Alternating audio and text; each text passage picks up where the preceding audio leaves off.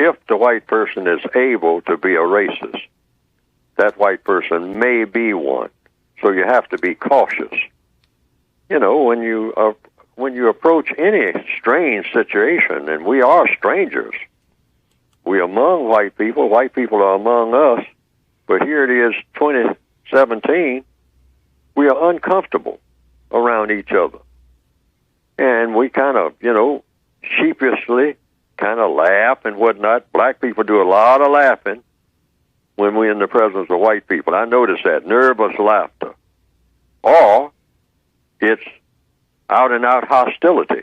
Sometimes black people, being afraid, sometimes being afraid of somebody brings about, a hostile position.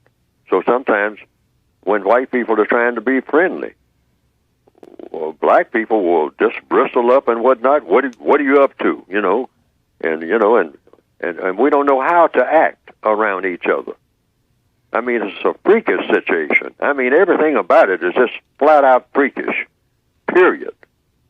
And it's so freakish, it's so, you might call it, use a cliche term, a slang term, off the wall, as they used to say in the old days, that here it is, 2017, and just looking out the window this morning, I'm seeing evidence that we just take for granted, like school children, black school children, not a white one among them, all coming in groups from this direction, from that direction, all in little clusters, all walking individually, but all black people coming from one direction, or they're coming in groups from different directions. And then you look somewhere else and you see all white people. These are people going to school. We call it school. Now, this is the future. They are learning.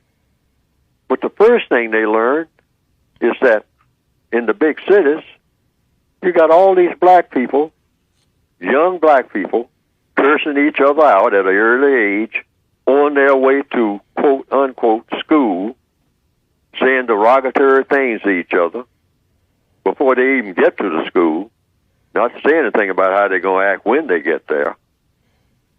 And then you see, 2 blocks away, white children in clusters getting off of a bus in another school, and you ask, this is 2017.